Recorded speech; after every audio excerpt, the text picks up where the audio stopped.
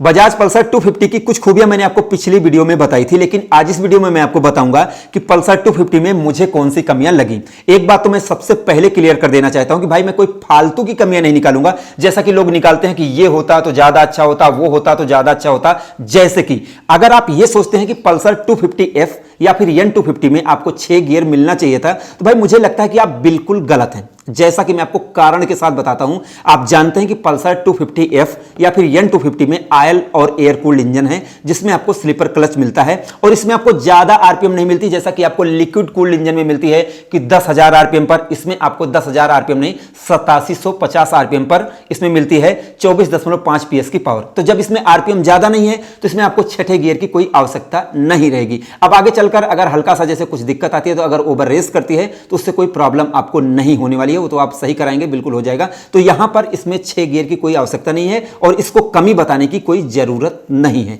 अब हम चलते हैं कि इसमें रियल में कौन सी कमियां मुझे लगी। तो जो मुझे इसमें सबसे पहली और सबसे बड़ी कमी लगी है वो ये है कि 250 सीसी की बाइक में आपको सिंगल चैनल एबीएस मिल रहा है, जो कि मुझे सबसे बड़ी कमी लगी। कैसे? कारण मैं आपको बताता हूं कि भाई जैसे ये 250 सीसी की बाइक है, अब कोई जैसे मोपेड लेने वाला या फिर जैसे कि स्प्लेंडर लेने वाला या प्लेटिना लेने वाला अचानक तो जाकर 250 सीसी की बाइक लेगा नहीं। जिसकी हिम्मत होगी वही 250 सीसी की बाइक लेगा, और जिसकी हिम्मत होगी मुझे लगता है कि वो 1000-2000 रुपए ज्यादा दे सकता है, और वो ड्यूल चैनल एबीएस अगर उसको मिलता तो मुझे लगता है कि उसके सेफ्टी के लिहाज से ज्यादा बेटर होता, क्योंकि बजाज कंपनी ने ही ये कहा है कि जैसे कि इसको वयस्कों के लिए बनाया गया है, अनएडल्ट लोगों के लिए बनाया गया है, तो ऐसे में उनकी सुरक्षा ज्यादा आवश्यक है। तो इसमें ड्यूल चैनल एबीएस जरूर होना चाहिए था, क्योंकि भैया 250 सीसी की बाइक है, ड्यूल चैनल एबीएस मस्ट है इसके लिए, ऐसा मुझे लगता है दोस्तों।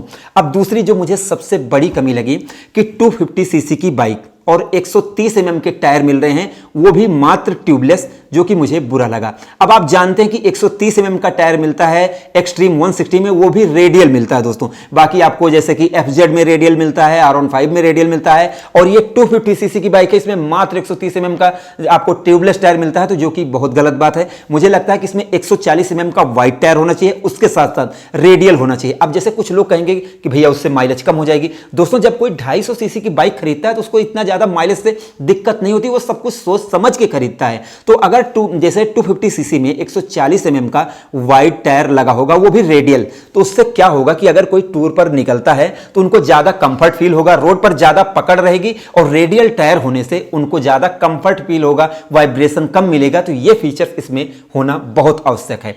अब तीसरी जो मुझे सबसे बड़ी कमी लगी, मैं मानता हूं कि पल्सर एन 250 जो है उसमें आपको फुली डिजिटल मीटर मिल जाता है, वहां पर कोई कमी नहीं है। लेकिन जो F250 है दोस्तों, इसमें एनालॉग और डिजिटल मीटर दिया गया है। अब कंपनी का कहना है कि उन्होंने अपने जो आरपीएम मीटर को कंटिन्यू कर रखा है, तो मैं आपसे कहना चाहता हूं भाई, जैसे अब इस समय आरपीएम मीटर की क्या आवश्यकता है? कौन देखता है यार आरपीएम मीटर को? अगर फुली डिजिटल मीटर होता, वो भी कलरफुल होता, जैसे अगर आप रेड लाइट पर खड़े हो, आपके बगल कोई खड़ा है और आपके कलरफुल मीटर को देखता है, तो भैया उसको लगता है कि यार इसके अंदर तो बहुत सारे फीचर्स होते हैं, वो बंदा उत्सुक होता है पूछने के लिए, या फिर वो भी खरीदना चाहता है। तो मुझे लगता है कि जैसे अगर इसमें आपको बड़ी सी डिस्प्ले मिलती तो वो ज्यादा बेटर होता। अब इसके अलावा अगली कमी की बात करूं, अगर 250 सीसी की कोई बाइक लेता है, आप जानते हैं कि ग्लैमर में भी नेविगेशन का सिस्टम आ गया है, तो इसमें गियर पोजीशन इंडिकेटर है, गियर सजेशन चाहे हो या ना हो, लेकिन इसके अंदर जैसे कि भैया माइलेज तो ये बता रहा है, लेकिन इसके अंदर नेविगेशन होना चाहिए, क्योंकि इन्होंने कहा है कि अनएडल्ट लोग इसको चला सके, और अगर वो कहीं राइड पर जा रहे हैं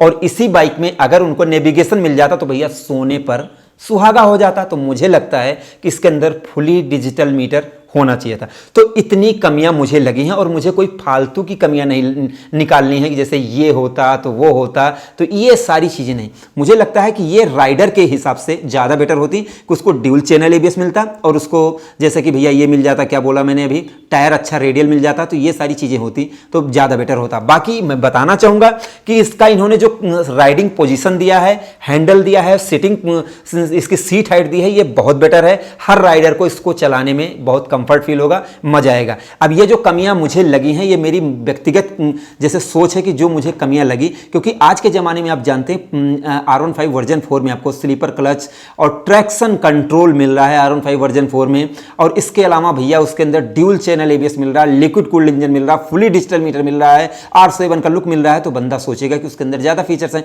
तो यहां पर बजाज कंपनी ने जो टारगेट किया है कि कम कीमत में लोगों को ज्यादा बेटर बाइक दें, तो वैसा उन्होंने किया है। अब मेरा ऐसा कोई उद्देश्य नहीं कि मैं आपको जैसे ऐसा कह रहा हूं कि आप जैसे कि नेगेटिव मैं कोई बात नहीं बताना चाहता हूं, बस मुझे इस बाइक में जो कमियां लगी वो मैंने आपको सोचा कि मैं आपको बता दूं। बाकी इतने कम कीमत में आपको 250 सीसी की कोई भी बाइक नहीं मिलेगी। और यहां पर यह भी आपको ध्यान रख के चलना है कि इन्होंने जैसे इनके पास ऑलरेडी RS 200 है, तो इनको लिक्विड कूल्ड इंजन बनाने की कोई आवश्यकता नहीं थी। इन्होंने अपने पल्सर मॉडल को ही कंटिन्यू किया है, जिससे ये आगे अपने पल्सर को ले जाएं, 1000 सीसी तक लेकर जाएं, तो इसीलिए इन्होंने ऐसा किया। और यहां पर यह स्वागत है। बाइक अच्छी है देखने में भी, और चलने में तो अभी मैंने चलाया नहीं, जब चलाऊंगा तो मैं आपको बताऊंगा। फिलहाल जो भी मुझे छोटी मोटी कमियां लगी वो मैंने आपको बताई। आपको ये वीडियो कैसी लगी कमेंट में जरूर बताएं।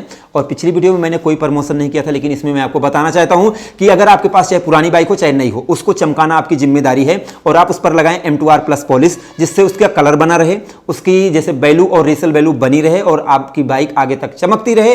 तो इसी शुभकामनाओं के साथ अगर आपको वीडियो पसंद आई हो तो कमेंट सेक्शन में बताएं, और अगर आप लाइक शेयर करें तो मेरा सौभाग्य होगा। तो हमारी इस वीडियो को देखने के लिए आपका दिल से धन्यवाद। आपका दिन शुभ रहे। धन्यवाद।